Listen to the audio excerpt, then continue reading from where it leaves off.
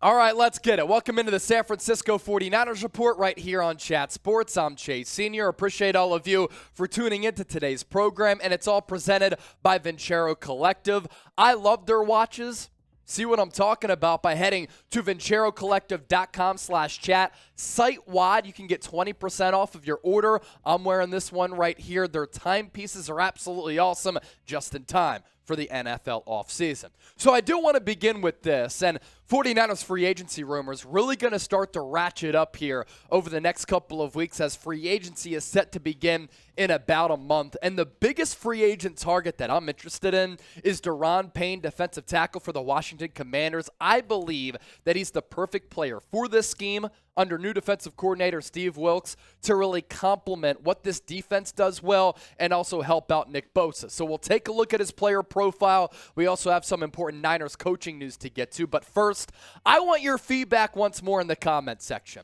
We're 1,500 people away from 80,000 subscribers. And if we get there, I want to be rocking a Jerry Rice jersey. But what should we do to celebrate 80,000 subscribers as the largest independently run Niners YouTube channel out there?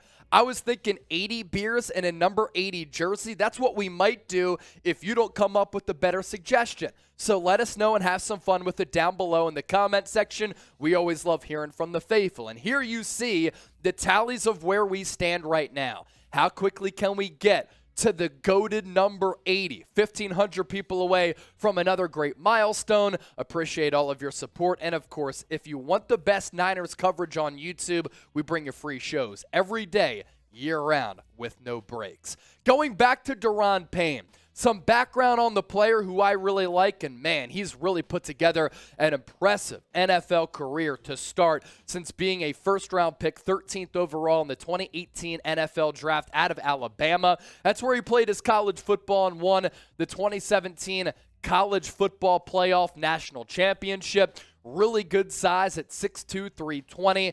And even though he's a defensive tackle, and sometimes defensive tackles don't always put up massive sack numbers, he has 26 sacks in 5 years, and this past season was the best of his young career. You look at the numbers here this past season for Daron Payne, 11.5 sacks for Ron Rivera, who's a defensive-minded head coach. He had 20 quarterback hits, 18 tackles for loss to go along with 5 pass breakups. He's really good at getting after the opposing quarterback, also good against the ground game, and this is a guy who can be a game wrecker in the biggest of games, and why I do think that he is of the utmost importance, or at least up there for San Francisco on the wish list this offseason. Well, you saw the top 2 teams in the Super Bowl, the Philadelphia Eagles and the Kansas City Chiefs, very good on the interior of that defensive line and against the Cowboys in the divisional round. Against the Eagles in the NFC Championship game, the 49ers' interior defensive line did get pushed around. And it was a career year for Payne, as I said. He set career highs in tackles, a career high in sacks, career high in tackles for loss, and he was 3rd in the entire National Football League in tackles behind the line of scrimmage. And I think that the 49ers simply need to get better at sacking the opposing quarterback and getting consistent pressure. They were good at generating pressure on the opposition throughout the 2022 campaign, but they fell a little bit flat in the NFL playoffs. And that's why I think they just need another dog on that defensive line. Not only does it help out Nick Bosa, this is a great compliment to Arik Armstead. And if you bring in Payne and maybe another edge rusher, this 49ers defense can simply be scary here in the 2023 season. Now, as I mentioned off the top of the show, the 49ers Report is presented by Vincero Collective. 20% off and free shipping by using the promo code CHAT at VinceroCollective.com/chat. Love their timepieces. And if you aren't familiar with Vincero yet, they are essentially a design house for modern men and women, crafting really sleek watches, sunglasses, and more. I have several watches from them, including the one that I'm wearing today. They are among the favorites that I own of all things that I do own when it comes to my wardrobe. I get tons of compliments on it, and it's clear from the first impression how well made they are. Based on the West Coast, GQ actually recently called Vincero their go-to brand for modern accessories, and it's easy to see why. For all the boss men and women out there, their watches are a must. They can elevate your look with the twist of a wrist, made with surgical-grade stainless steel, durable silicone, and Italian marble straps. These sleek, modern watches come with reliable automatic and Japanese quartz movements. Vincero's goal, simply to help the everyday person accessorize their outfits with premium products at a price that makes sense. You can look like a baller without having to spend like one. So one more time, it's VinceroCollective.com/Chad. 20% off and free shipping. Check them out, VINCERO Collective.com, and use that promo code Chad. Now going back to Daron Payne, 11.5 sacks from that defensive tackle spot. A lot more than what the Niners defense had to show for this year. Nick Bosa, Defensive Player of the Year. Congratulations to him. After that, though, the 49ers did struggle with their sack production. Pretty large gap, going from 18.5 to 5. You bring in a guy like Daron Payne, and that gap, it minimizes a little bit. Charles Omenihu with 4.5 sacks. Drake Jackson with 3, and he was inactive for a couple of games. And Kevin Givens with 2. Fred Warner with 2. A little bit of a problem. And yes, the 49ers were top 10 in sacks this year in the 2022 regular season. They had 44 of them.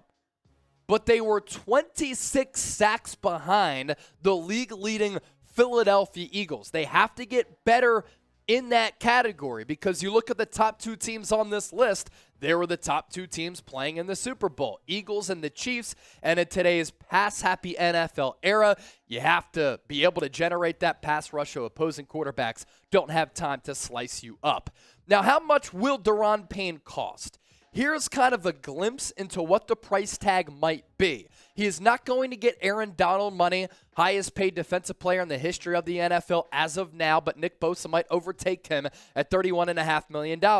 Former Niner DeForest Buckner, 21 even. Chris Jones with 20. He could get paid even more after he just won another Super Bowl. Jonathan Allen is his teammate for Daron Payne. And a big reason why Payne might go elsewhere is because Washington already paid him $18 million. If you're looking at Daron Payne, I think that with the increasing salary cap, you're between $15, $18 million. And yes, the 49ers, $8 to $10 million in available cap space right now. They can restructure some contracts to open up about $50 million. I failed elementary algebra at Temple University, so I'm not really a mathematician, but I do know that that is a fact. So you tell me, do you want the Niners to sign Daron Payne? Join the conversation down below in the comment section. S for sign, P for pass. As for who is going to be the next Niners offensive coordinator, according to Albert Breer, there's a name that he's keeping an eye on, and we're talking about this open position because passing game coordinator Bobby Slowik followed DeMeco Ryans to Houston. And by the way, DeMeco Ryans, as I predicted, putting together a pretty good staff. Also of note, Bobby Slowik able to beat out Cliff Kingsbury for that offensive coordinator position. Here's what Albert Breer had to say on the latest Niners coaching news and buzz. The Texans did well to land Bobby Slowik from the Niners, the guy that was at the top of DeMeco Ryans' offensive coordinator list. The next one in Kyle Shanahan's young OC assembling line figures to be tight ends coach Brian Fleury. He has been in San Francisco for 4 years, actually first worked with Shanahan as a Browns defensive assistant when Shanahan was the OC there in 2014.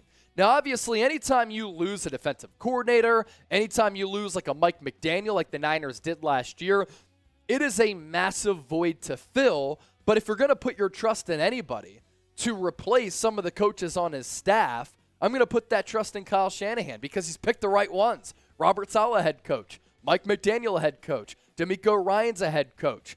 Brian Greasy was brought in out of the broadcast booth. He did a great job with Jimmy Garoppolo as well as Brock Purdy. And remember, the 49ers offensive coordinator, it's not all that important of a position because Kyle Shanahan is basically the head coach as well as the offensive coordinator because he is the play caller. Let's round out today's show with this. Could the 49ers re-sign right tackle Mike McGlinchey? This is a guy who we've talked about a lot. I spoke about this with Matt Mayoko about Mike McGlinchey, from Super Bowl Radio Row. Both him and I are in agreement that Mike McGlinchey could get between $15, $18 million on the free agency market. And Pro Football Focus put together a list of every free agent that each team should prioritize. and they have the Niners prioritizing Mike McGlinchey, which is certainly interesting. And they put a lot more value in McGlinchey than some fans do. And let me tell you this right now. Mike McGlinchey is going to be a top 2 right tackle on the free agency market. There's going to be a team that overpays for him, kind of like what the Jets did last offseason with Laken Tomlinson. Here's what Pro Football Focus had to say about the former top 10 pick. McGlinchey has caught some ire from Niners fans, which is perhaps unavoidable when playing opposite of a Hall of Fame talent in Trent Williams, but he's recovered well from a torn ACL, continued to improve as a pass protector to go along with his always top-notch run-blocking prowess. McGlinchey has earned run-blocking grades above 60 in every season of his career, pass-blocking grades above 60 in 4 out of 5 seasons. The humongous 6'8", 310-pound tackle is a reliable, high-floor player who may not quite break the bank despite his draft status. However, with all of the expensive contracts starting to pile up on San Francisco's books, it shouldn't be out of the question that they consider going cheaper at right tackle in 2023. Still, it won't be as easy as some may think to replace McGlinchey. I think the Pro Football Focus was wrong there in talking about that McGlinchey injury. He tore his quad 2 seasons ago in 2021. As for how he fared coming off that injury in 2022, more than 1,000 snaps played, 561 pass blocking snaps, 10 penalties, which I know frustrated a lot of fans out there. 6 sacks allowed, not ideal, but in the back half of the season, he was actually pretty solid. 3 hits allowed and 27 total pressures. But this is why McGlinchey is probably going to get paid, because there are teams who are starving for offensive line help, especially at that right tackle spot, because they want to keep their quarterbacks upright and healthy. And the going rate for quality right tackles is pretty high. Ryan Ramczyk, New Orleans Saints, more than $19 million. Brian O'Neill, Minnesota Vikings, $18.5. Lane Johnson is the best right tackle in the game. He's making 18. Braden Smith, 17.5. Taylor Moton, 17 even. With the salary cap going up and with the value set to increase at that position, that's why McGlinchey could get the bag. Faithful, let's hear from you once more. What would you do with Mike McGlinchey? K for keep, L for leave. I have a feeling a lot of people are going to type that L. Either way, appreciate all of you for watching.